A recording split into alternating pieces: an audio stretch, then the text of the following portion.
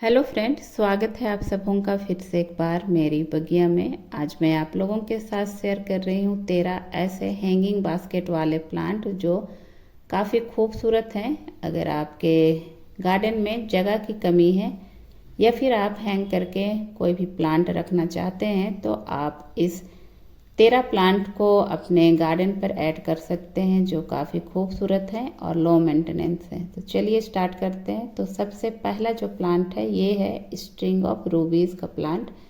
काफ़ी खूबसूरत प्लांट है और इस तरह ये नीचे लटकते हुए इसके जो पौधे हैं आते हैं और कटिंग से आप इस प्लांट की ढेरों पौधे तैयार कर सकते हैं। लो मेंटेनेंस है और कम देखभाल में आप इस प्लांट को लगा सकते हैं। इस प्लांट को आप जहां अच्छी हवा और रोशनी मिलती हो ऐसी जगह पर रखें तो ये बिना केयर के बहुत ही आसानी से चल लेगा और महीने में एक आध बार आप इस प्लांट में खाद दे सकते हैं। तो काफ़ी खूबसूरत प्लांट है और लो मेंटेनेंस है, तो आप इसे बहुत ही आसानी के साथ लगा के आप इस प्लांट से निश्चिंत रह सकते हैं। तो कटिंग इसकी लगाइए और ढेरों प्लांट इसके फ्री में तैयार करें। तो काफ़ी खूबसूरत प्लांट है ये स्ट्रिंग ऑफ रूबीज़ का प्लांट, जिसे आप कम केयर में लगा के इसकी सुंदरता अपने बगिया पर बढ़ा सकते हैं। इसके बाद है ये क्रीपिंग चार्ली का प्लांट। ये बिल्कुल पुदीने के पत्ते की तरह दिखलाई देता है और यह प्लांट लो मेंटेनेंस और कटिंग से लगने वाला प्लांट है। काफ़ी खूबसूरत प्लांट है। इसे भी जहां हवा और रोशनी मिलती हो ऐसी जगह पर रखें और नीचे की ओर लटकती है जो काफ़ी खूबसूरत होता है। तो कटिंग से इसके भी कई प्लांट आप बना के फ्री में तैयार कर सकते हैं। इसके बाद है ये लालसा का प्लांट।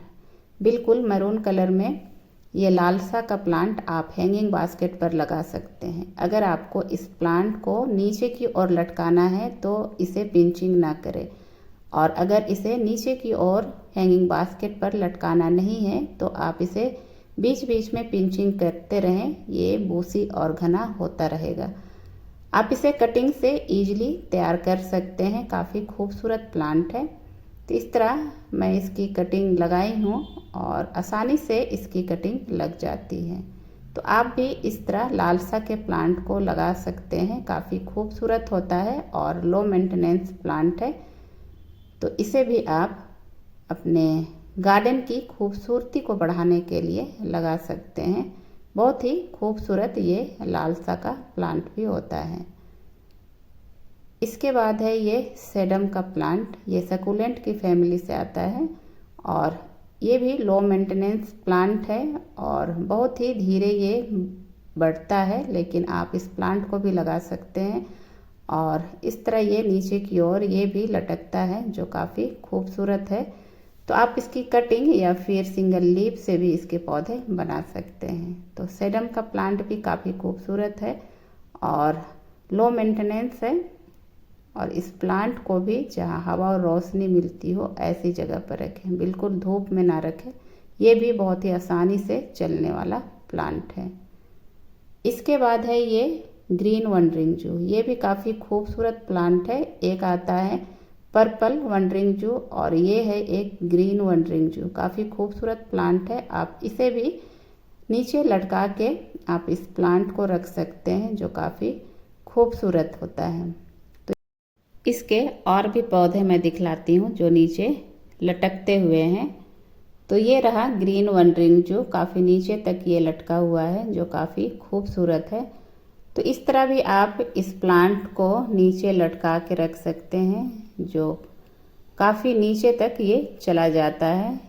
3 से 4 फीट आप इसे नीचे लटका सकते हैं। बस छोटे से पॉट पर ये लटका हुआ है, बीच बीच में आप इसमें खाद दे सकते हैं।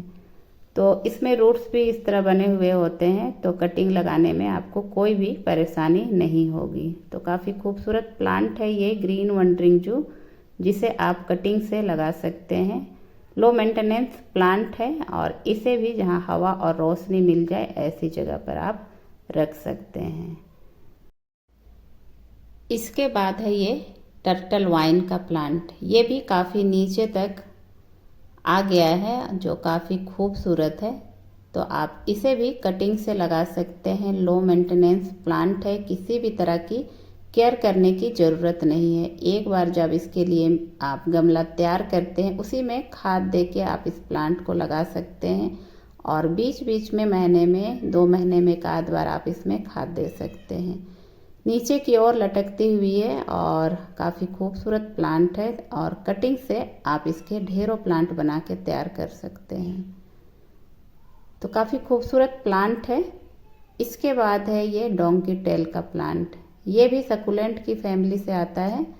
तो इसमें कम पानी आप दें और इस प्लांट को भी आप सिंगल लीफ से या फिर कटिंग से ईजिली इस प्लांट को भी आप तैयार कर सकते हैं। सभी लो मेंटेनेंस प्लांट है।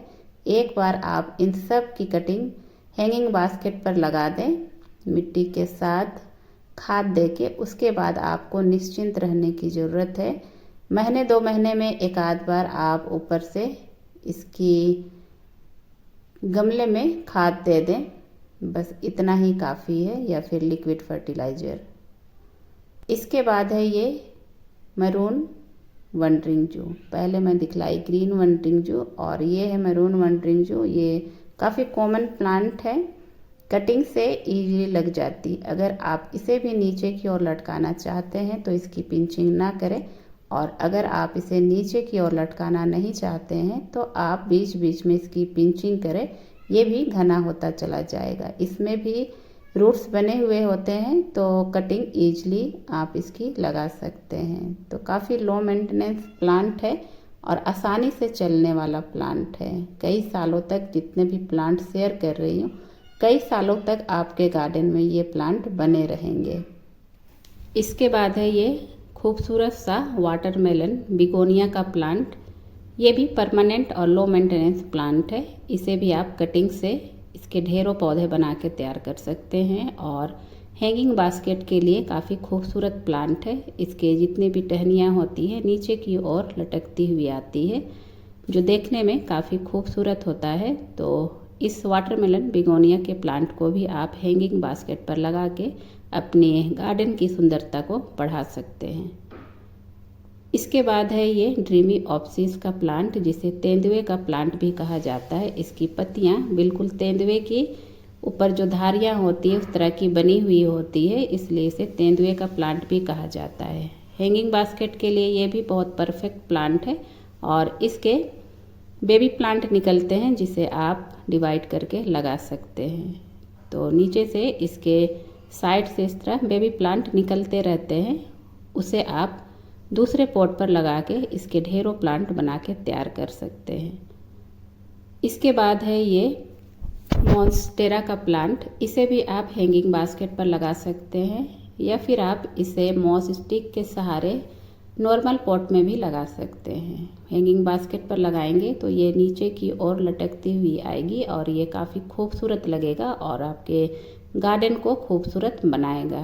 तो ये भी लो मेंटेनेंस और परमानेंट प्लांट है, कटिंग से ईजिली लग जाती है। इसे आप सेमी शेड एरिया पर रखें जहाँ हवा और रोशनी इसे मिल जाए।